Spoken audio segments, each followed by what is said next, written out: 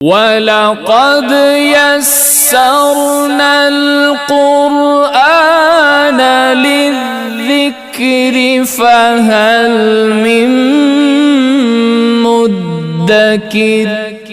اہل کتاب مومنوں کے ساتھ انتقامی جذبہ رکھتے ہیں، معاندانہ رویہ رکھتے ہیں۔ اس کی وجہ کیا ہے اور اس کی سزا کیا ہے، یہ اگلی آیت کریمہ میں بیان کیا۔ مستقل پیچھے پڑے ہوئے ہیں، جس طرح شیطان پیچھے پڑا ہوا ہے نا۔ میں نے ایک دفعہ آپ سے عرض کیا تھا، جب آدم کو بنایا گیا نا، ڈھانچہ تیار کر کے کچھ دن پڑا رہا، شیطان گھومتا ادھر آ گیا۔ اس نے دیکھا یہ کیا ہے، خالی ہے، کبھی ادھر کبھی ادھر، کبھی اس کے اندر کبھی باہر، سمجھ نہیں آ رہی۔ پھر کہنے لگا کہ اگر تو یہ میرے تابع ہوا پھر تو ٹھیک ہے، اور اگر نہیں نہ ہوا تو پھر میں نپٹ لوں گا اس سے۔ یعنی یوں سمجھے کہ ہم نے تو کچھ نہیں نا اس کا بگاڑا، جس طرح وراثت میں کوئی دشمنی مل جاتی ہے، ہمیں ازل سے ہی اس کی دشمنی ملی ہوئی ہے۔ جس طرح شیطان ازلی ابدی دشمن ہے، اس کی ذریت، اس کی اولاد، اس کے ساتھی بھی ابدی دشمن ہے۔ وہ بھی ہر وقت سوچتے رہتے ہیں۔ یہ جو مسجد میں نماز پڑھنے جاتا ہے نا، روز گزرتا ہے، مجھے تکلیف ہوتی ہے۔ کیوں بھائی، تجھے کیا تکلیف ہوتی ہے؟ یہ کرتے کیا ہیں؟ سارا دن نمازیں پڑھتے رہتے ہیں، کرتے ہیں قرآن ہی پڑھتے رہتے ہیں۔ یہ کرتے کیا ہیں؟ یہ لوگوں کی خیر خواہی کرتے رہتے ہیں، بڑے ٹھیکیدار بنے ہوئے، خیر ایویں بلا وجہ۔ اللہ نے فرمایا، قُلْ یا اہل الکتاب،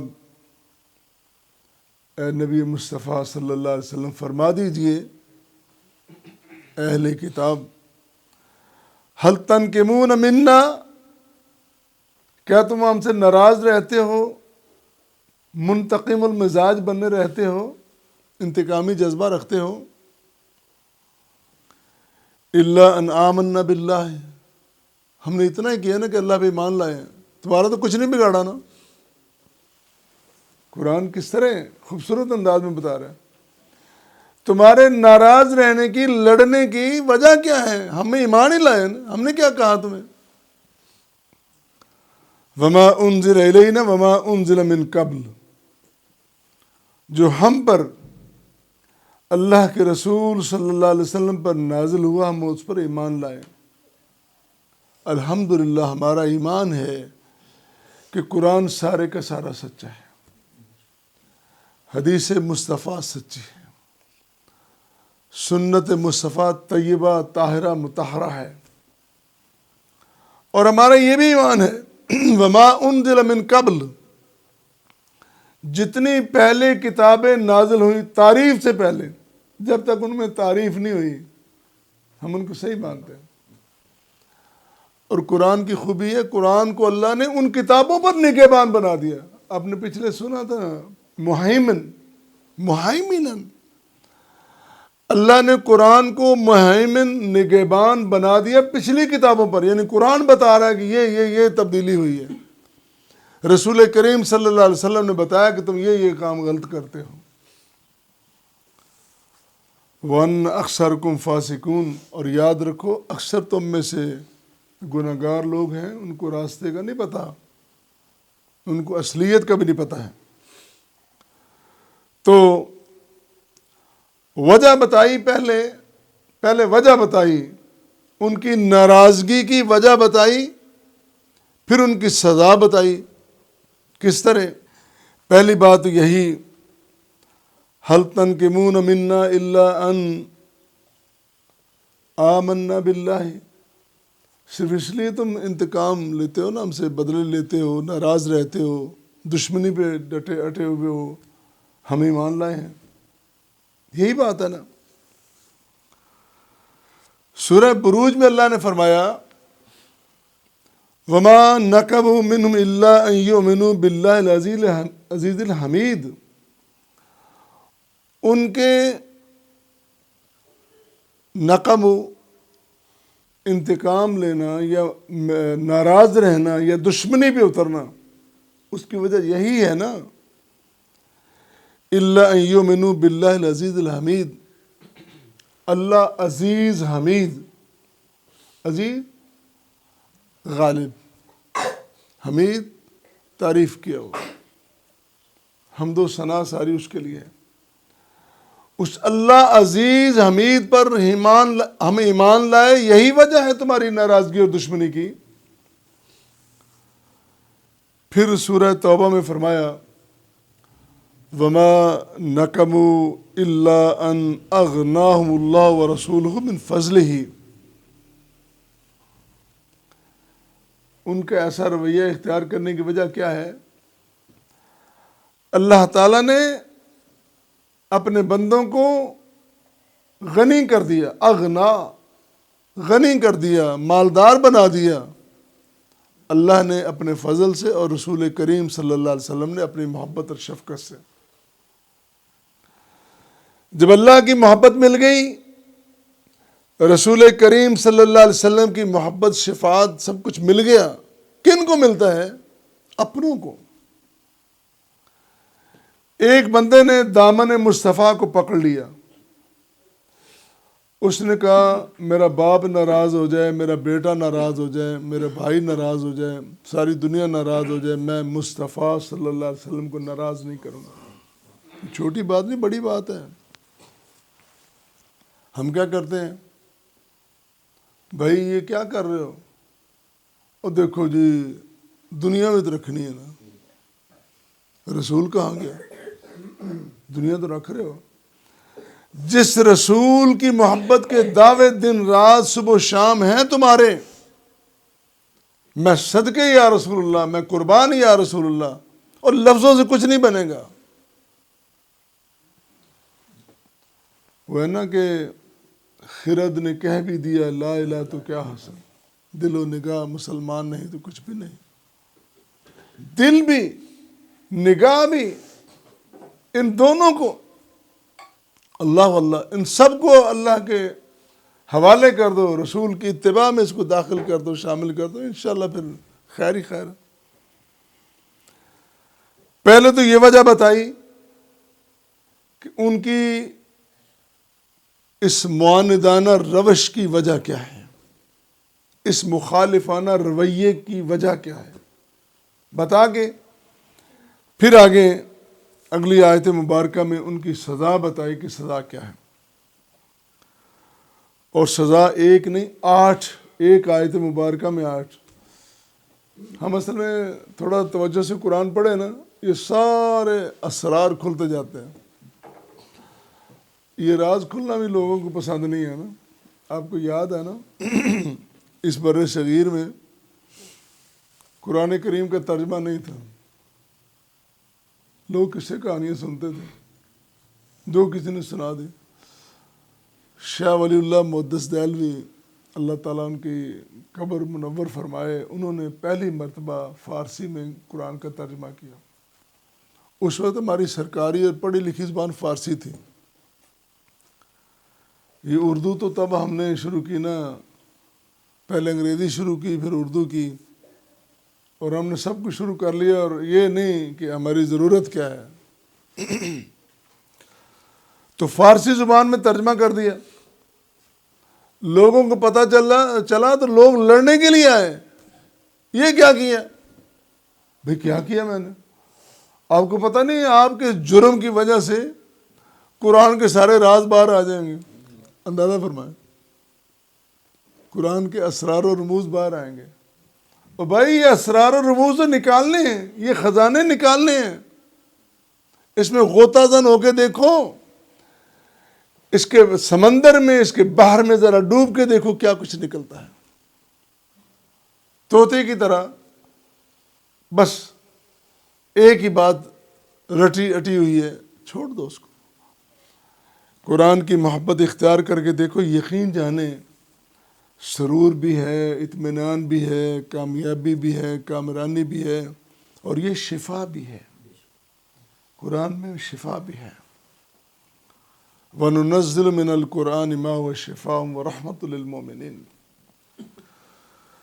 سزائیں کیا ہیں؟ آیت مبارکہ نمبر 60۔ ایک آیت پڑھ لیں تو سب سزائیں ہمیں پتہ چل جائے۔ وہ کیا ہے؟ سب سے پہلے کل، اے رسول کریم کہہ دیجئے، فرما دیجئے، هل انبئکم بشر من ذالک مثوبۃ عند اللہ۔ پہلی سزا، میں تمہیں خبردار نہ کر دوں، بتا نہ دوں اللہ کے ہاں تمہارا ٹھکانہ کتنا برا ہے۔ ٹھکانہ ہی برا ہے۔ جب نیت بری ہے، جب عمل برا ہے، جب کام برا ہے تو ٹھکانہ بھی برا ہی ہوگا نا۔ اور دوسری بات فرمائی، من لعنہ اللہ، جس پر اللہ لعنت کرتا ہے۔ اچھا کچھ ایسے ہوتے ہیں بد دماغ، کہتے ہیں لعنت ہی کی ہے نا، کون سا ڈنڈا مارا ہے۔ لعنت، اس سے بڑی سزا کیا ہو سکتی ہے؟ ملعون ہو گئے ہو۔ پھر آگے لفظ ہیں وغضب علیہ، اس پر لعنت اور اللہ کا غضب۔ اسی غضب سے تو اللہ ڈرا رہا ہے۔ اللہ تعالیٰ یحذرکم نفسہ، وہ اپنے غضب سے اپنے آپ سے ڈرا رہا ہے، اپنے جلال سے، اپنی پکڑ سے۔ وہ اللہ کہتا ہے کہ میری محبت شفقت رحمت سمیٹو، میرے غضب کو آواز نہ دو۔ وغضب علیہ، تم نے ایسا کام کیا، رسول کو ناراض کیا، تم نے دین کو چھوڑا، شریعت کو چھوڑا، قرآن کو چھوڑا، حدیث کو چھوڑا، سنت کو چھوڑا، تو یہ سزائیں پھر تمہارے لیے ہیں۔ وَجَعَلَ مِنْهُمُ الْقِرَادَةَ، اور ان میں کچھ کو بندر بنا دیا۔ انسان ہے، انسان کو سزا دی، مسخ کر کے بندر بنا دیا۔ والخنازیر، خنزیر بنا دیا۔ انسان کتنی عظیم ہستی، کتنی عظمت والا، اور اسفل السافلین بن گیا اپنے برے کردار کی وجہ سے، اپنی بد کرداری کی وجہ سے وہ کتنا اسفل السافلین ہو گیا، برا ہو گیا۔ وعبد الطاغوت، اور شیطان کی بندگی کرنے والا، شیطان کا بندہ بنا دیا، طاغوت کا بندہ بنا دیا۔ 6 اولئک شر مکانا، بدترین ٹھکانہ ہے، شر مکانا، مکان ہم عام لفظ بولتے ہیں مکان، رہنے کی جگہ، جس میں کوئی مکین رہتا ہو۔ وہ کہتے ہیں کہ ہاؤس اور ہوم میں بڑا فرق ہے۔ ہاؤس خالی گھر، ہوم جس میں لوگ رہتے ہوں، اس طرح مکان جس میں مکین رہتے ہوں۔ اور آگے فرمایا 8ویں بات، وَأَضَلُّ عَنْ سَوَاءِ السَّبِيلِ، اور سوائے سبیل، سیدھے راستے سے گمراہ ہو گئے، ہٹ گئے۔ یہ تمہاری سزائیں ہیں۔ اللہ نے تمہیں اپنی رحمت سے دور کر دیا، اپنی رحمت کے سائے سے نکال دیا، اپنے رسول کی محبت تمہارے دلوں سے چھین لی تمہاری بد کرداری کی وجہ سے۔ مصطفیٰ کی محبت ملنا کوئی معمولی بات ہے؟ ہر دل اس محبت کو اٹھا بھی کیسے، سنبھال بھی کیسے سکتا ہے؟ محبت مصطفیٰ کے لیے دل کا صاف ہونا ضروری ہے۔ اس گھر کو صاف کیا جائے۔ تھوڑا سا وقت رکنا تھا حضور نے، تھوڑا سا وقت، مثال ذرا ذہن میں لائیے، تھوڑی دیر کے لیے رکنا تھا حضور نے۔ ابو بکر کہنے لگے میرے آقا آپ ذرا آرام کیجئے، میں ذرا غار کے اندر دیکھ لوں کوئی ایسی ویسی چیز تو نہیں ہے۔ چھوٹے چھوٹے سوراخ تھے کہ وہ کوئی روڑے کنکر سب اٹھا کے ادھر ادھر کر دیے، صاف کر دیا اور سوراخوں کو بند کر دیا۔ اب 2 سوراخ بچے، ان کو بند کرنے کے لیے چیز نہیں ہے۔ ذرا تصور کریں محبت کیا ہوتی ہے، فداکاری کیا ہوتی ہے، کن دلوں میں مصطفیٰ بستے ہیں۔ ان 2 سوراخوں پہ دونوں پیر اس طرح رکھ کے تو یوں بیٹھ گیا۔ وہیں سے گزارش کی، آقا تشریف لائیے۔ آقا تھکے ہوئے تھے، آتے ہی گود میں سر رکھا، نیند آ گئی، آرام کرنے لگے، اور پہرے دار جاگ رہا ہے۔ پہرے دار غار کا دروازہ بھی دیکھ رہا ہے، ان سوراخوں کو بھی بند کیا ہوا ہے اور جاگ رہا ہے۔ اندر سے موذی نکلنا چاہتا ہے، صدیق کی ایڑی نکلنے نہیں دیتی۔ موذی نے ڈسا، صدیق نے پیر نہیں اٹھایا۔ ڈستا ہے تو ڈس لے، اتنی بھی کیا ہے، کتنا زہر ہے تجھ میں، سارا زہر ازما لے، اگل دے سارا زہر۔ میں محبت مصطفیٰ سے سرشار ہوں، مجھے زہر کچھ نہیں کہتے۔ تکلیف تو ہوتی ہے نا۔ آنسو نکل گئے اور گرے زمین پہ نہیں۔ اللہ نے ان آنسوؤں کی لاج رکھی، جو میرے مصطفیٰ کے لیے، میرے مصطفیٰ کی پہرے داری میں جو گرے ہیں، میں ان کو زمین پہ نہیں گرنے دوں گا، رخ مصطفیٰ پہ گرے۔ گرم گرم آنسوؤں سے بیدار ہوئے۔ یہ طویل کتنی خوبصورت بات اور خوبصورت لمحے ہیں۔ تھوڑی دیر کے لیے رکنا تھا، حضور نے اس غار کو صاف کیا، اور تو اپنے دل میں ہمیشہ ہمیشہ کے لیے حضور کو بسانا چاہتا، دل کو صاف تو کر لے، نکال گندگی، بددیانتی نکال، جھوٹ نکال، فریب نکال، سب کو نکال دے اس دل کو صاف۔ پھر دیکھ جلوے حضور کے، پھر دیکھ اللہ کے نور کے جلوے، نبی کریم صلی اللہ علیہ وسلم کی محبت کے جلوے، پھر دیکھنا کیا منظر بنتا ہے۔ تو ساری صدائیں دے دی گئیں۔ اللہ واللہ، یہاں ایک بات ضمناً نکائی ہے، وہ بھی ذرا سن لیجئے گا۔ اہل دانش سوال اٹھاتے ہیں کہ وہ اللہ جو کہتا ہے کہ میں نے بندر بنا دیا، وہ بندر ہیں بنے ہوئے۔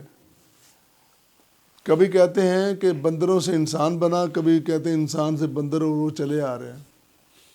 اس بارے میں نبی کریم صلی اللہ علیہ وسلم نے وضاحت فرما دی۔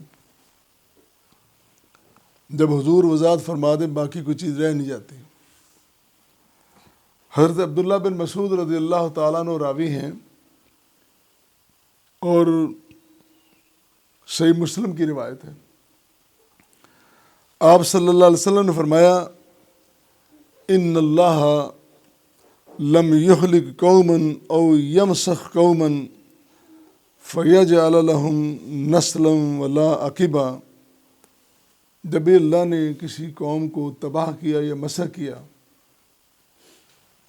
پھر اس کی مسخ شدہ جو صورتحال ہے، اس نسل کو آگے نہیں چلایا، اس کو وہیں پہ ختم کر دیا۔ جن انسانوں کو، وہ انسان جو جانور سے بدتر بن گئے، پھر ان کو سزا ملی اور وہ ان کے چہرے مسخ ہو گئے، کچھ بھی بنا دیا، پھر وہ چل نہیں سکے، وہیں پہ ختم ہو گئے۔ اور جہاں تک ان بندروں خنزیروں کی بات کرتے ہو، وَإِنَّ الْقِرَدَةَ وَالْخَنَازِيرَ كَانُوا قَبْلَ ذَلِكَ، واضح الفاظ فرمائے، قبل ذالک، یہ اس سے پہلے موجود تھے۔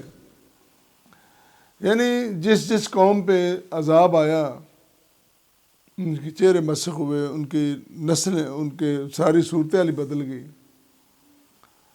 پھر وہ وہیں بھٹک کے مر گئے۔ اور جہاں تک ان بندروں کی بات کرتے ہیں، یہ تو بہت پرانے چلے آ رہے ہیں، ان سے ان کو کوئی، یہ نبی کریم صلی اللہ علیہ وسلم نے باقاعدہ وضاحت فرما دی۔ اور پھر سزاؤں کا اعلان کر کے آگے کیا فرمایا؟ آیت مبارکہ نمبر 61 سورہ مائدہ کی، فرمایا وَإِذَا جَاءُكُمْ قَالُوا آمَنَّا وَقَدْ دَخَلُوا بِالْكُفْرِ وَهُمْ قَدْ خَرَجُوا بِهِ وَاللَّهُ أَعْلَمُ بِمَا كَانُوا يَكْتُمُونَ۔